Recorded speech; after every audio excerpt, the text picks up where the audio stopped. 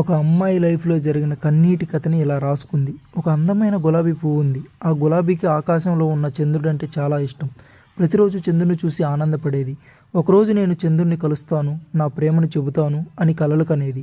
చంద్రుడు ప్రకాశంగా వెలిగితే చంద్రుడు నన్ను చూసి నవ్వుతున్నాడు అనుకునేది. చంద్రుడు కనిపించకపోతే చంద్రుడు బాగోలేడేమో అని బాధపడేది. దేవుడా, నా చంద్రుడు బాగుండాలి అని ప్రార్థించేది. ఒకరోజు తేనెటీగ వచ్చి నీ తేనె ఇవ్వు అంది. గులాబీ మెల్లగా చెప్పింది, నాకు చంద్రుడు అంటే చాలా ఇష్టం, నేను అతన్ని ప్రేమిస్తున్నాను అని తేనెటీగకి చెప్పింది. తేనెటీగ నవ్వుతూ, చంద్రుడిని ఎవరూ చేరలేరు, అది అసాధ్యం అంది. కానీ గులాబీ ధైర్యంగా చెప్పింది, నా ప్రేమ నిజమైంది, ఒకరోజు తప్పకుండా నేను చంద్రుని చేరుతాను అని చెప్పింది. అలా చాలా రోజులు గడిచాయి. ఒకరోజు పూలు అమ్మే బాలుడు వచ్చి గులాబీని కోసి తీసుకెళ్ళాడు. అన్ని పూలు అమ్మేశాడు. లాస్ట్కి ఆ రోజు ఒక్కటే మిగిలిపోయింది.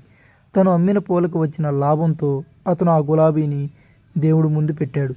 దేవుణ్ణి చేరిన ఆ రోజ్ ఇలా అన్నది, ఏ జన్మలో ఏ పుణ్యం చేశాను, కానీ నీ పాదాల వరకు చేరాను, కానీ చేరుకోవాలనుకున్న గమ్యం ఇంకా చాలా దూరంలోనే ఉంది దేవుడా అని బాధపడింది. ఆమె ప్రేమ ఎంత పవిత్రమో దేవుడికి అర్థమైంది. కానీ గులాబీ లైఫ్ 2 డేసే అని తెలిసిన దేవుడు తన దగ్గర ఉన్న రెక్కల గుర్రాన్ని ఇచ్చి గులాబీ పువ్వు ప్రేమకి రెక్కలు తొడిగాడు.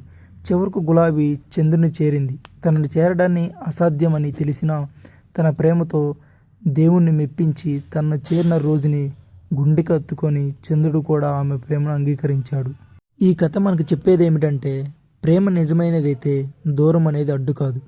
మనసు మంచిదైతే ఒకరోజు మన కలలు కూడా తప్పకుండా నెరవేరుతాయి.